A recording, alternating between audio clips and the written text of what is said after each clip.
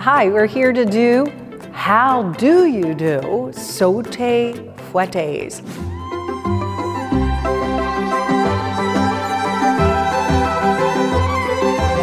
Hi, I'm Cheryl Ale, the founding director of RPM, Revolutionary Principles of Movement. I'm here to teach dancers and teachers to be the very best that you can be.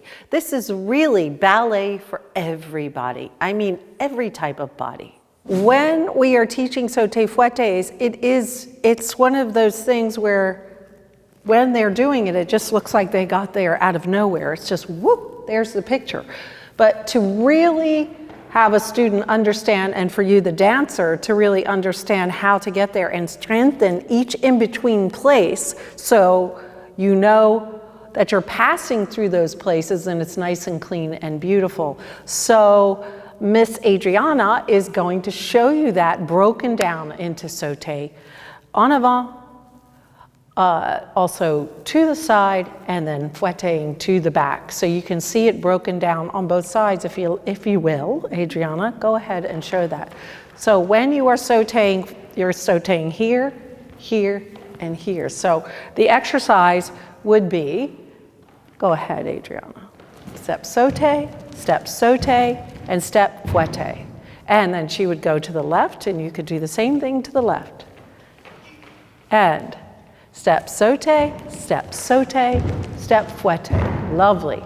Okay, so then that would lead up to, and you would have a repetition of that. Step sauté.